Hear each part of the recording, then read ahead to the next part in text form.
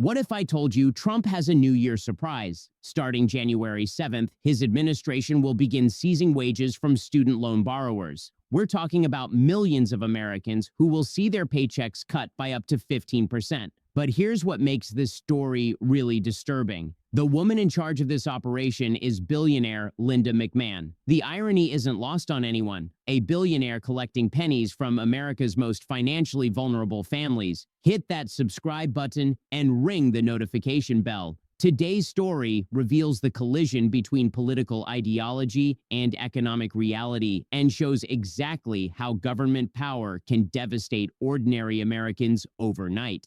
Let's start with the numbers. The Education Department confirmed they'll send wage garnishment notices to approximately 1,000 borrowers the week of January 7th, 2026, but that's just the beginning. The notices will increase on a monthly basis throughout the year. We're potentially looking at millions of affected borrowers. The department said in April that more than 5 million borrowers were in default, with nearly 4 million more delinquent. Think about that scope.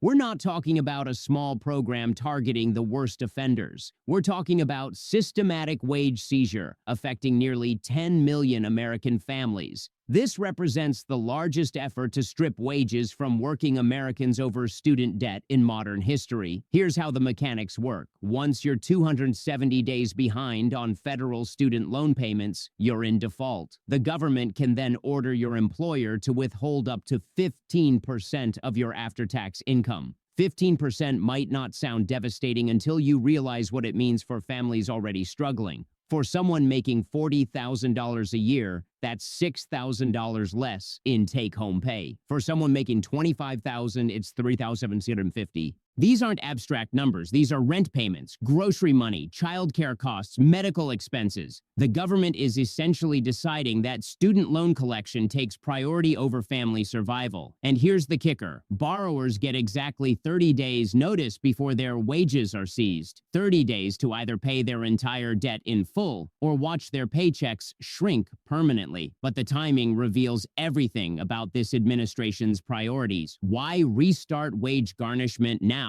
In January 2026, as families are recovering from holiday expenses and facing New Year financial pressures? The answer lies in ideology, not necessity. Trump ended the pandemic-era pause on student loan collections in May 2025, but wage garnishment was delayed due to technical difficulties and the government shutdown. So instead of using those months to create sustainable repayment options or address the underlying crisis, the administration spent time building the infrastructure to seize wages more efficiently. The message is clear: punishment over prevention, enforcement over assistance. The person overseeing this operation makes the story even more troubling. Education Secretary Linda McMahon, a billionaire who built her fortune in professional wrestling entertainment, is now in charge of collecting debt from families choosing between loan payments and basic necessities. The Debt Collective, America's first debtors union, called out the irony of a billionaire being in charge of collecting pennies from debtors.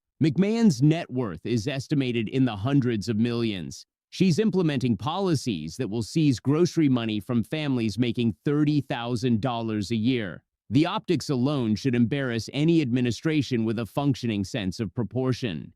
But McMahon isn't just collecting debt. She's actively working to eliminate the Department of Education entirely, essentially destroying the institution while using its power to punish vulnerable Americans. The human impact is already visible. Protect borrowers. Deputy Executive Director Persis Yu called the decision cruel, unnecessary, and irresponsible, noting that families are already struggling with stagnant wages and an affordability crisis. A Data for Progress survey found that more than 40% of borrowers report making trade-offs between covering basic needs and staying current on student loan debt. These aren't people choosing between luxuries and loan payments. They're choosing between housing and education debt, between food and financial obligations. Now the government is making that choice for them. Pay your loans or lose 15% of your income. There's no middle ground, no gradual repayment, no consideration for individual circumstances. It's financial coercion disguised as debt collection. But here's where the story gets even darker. This isn't just about current borrowers. The administration's broader student loan overhaul eliminates most existing repayment plans, caps borrowing for higher education, and removes deferment options for economic hardship. They're systematically dismantling every protection that helped borrowers avoid default, while simultaneously expanding the government's power to seize wages from those who do default.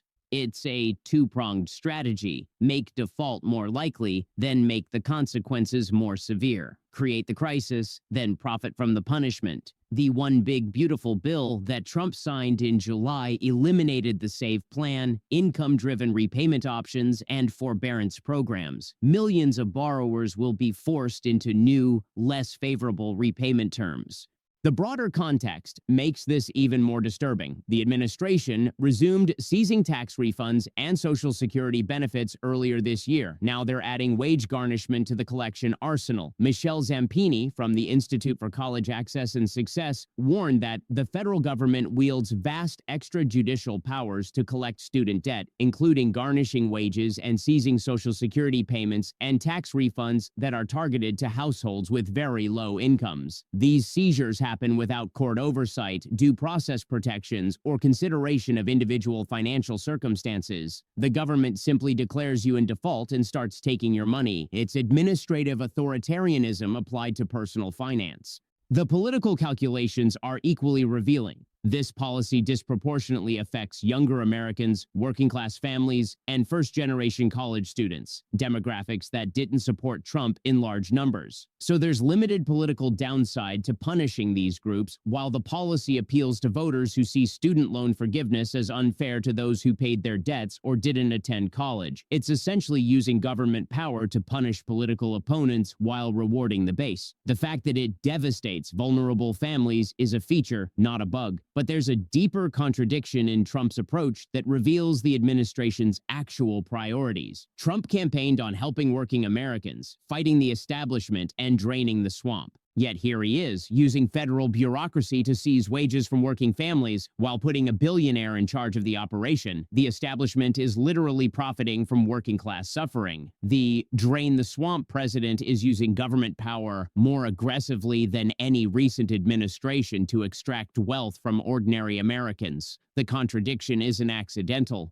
It's definitional. The precedent this sets should alarm everyone regardless of their views on student loans. If the government can seize 15% of your wages over education debt without court approval, what prevents them from doing the same for other government obligations? Unpaid taxes, healthcare penalties, federal fines, traffic violations. Once you normalize extrajudicial wage seizure for one type of debt, you've essentially eliminated the principle that earnings should be protected from government confiscation. We're witnessing the expansion of administrative power to directly control individual income. That's not debt collection, that's economic control. The timing also reveals the administration's broader strategy. By implementing wage garnishment in January, they're ensuring maximum financial trauma during the period when families are most vulnerable. Holiday debt, winter heating bills, back-to-school expenses, and tax season all converge in January and February. Adding 15% wage cuts to that financial pressure creates genuine hardship for millions of families. But that hardship serves the administration's purposes. Desperate borrowers are more likely to accept unfavorable settlement terms, borrow from family members, or make other financial sacrifices to stop the wage seizure. The cruelty isn't incidental to the policy, it's essential to its effectiveness. Here's what should terrify everyone about this moment. The administration is using the student loan crisis they helped create to justify unprecedented government power over individual wages. They eliminated repayment protections, forced borrowers into less favorable terms, and removed hardship deferrals. Now they're pointing to the resulting defaults as justification for wage seizure. It's the classic authoritarian playbook. Create the crisis, then use emergency powers to address the crisis you created. The solution always involves expanding government control over individual lives. Future administrations will inherit these precedents and powers. Once you normalize wage seizure for student loans, you've normalized wage seizure, period.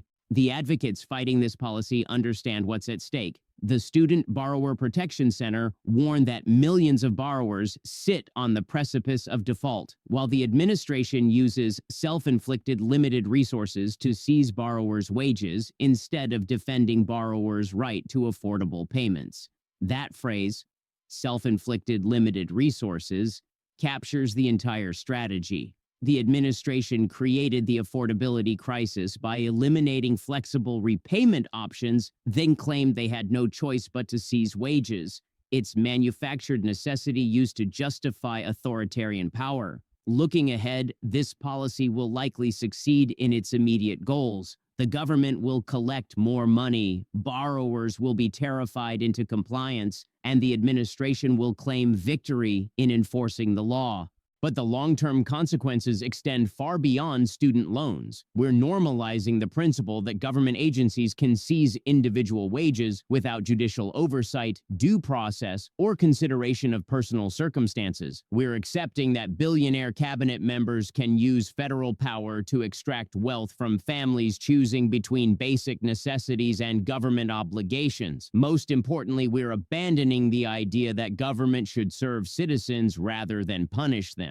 The choice facing America isn't really about student loan policy.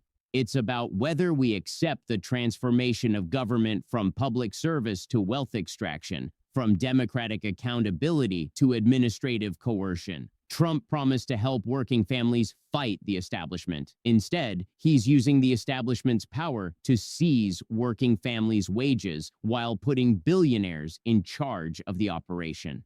The contradiction reveals everything about what this administration actually represents. Not populism, but plutocracy with populist marketing. What do you think? Is wage garnishment necessary to enforce loan obligations, or is it government overreach targeting vulnerable families? Should billionaire cabinet members be collecting debt from families making poverty-level wages? Drop your thoughts in the comments, but keep it substantive and civil. If this analysis helped you understand the real stakes of this policy, hit that like button and subscribe for more deep dives into the stories that matter. Until next time, stay informed and stay vigilant.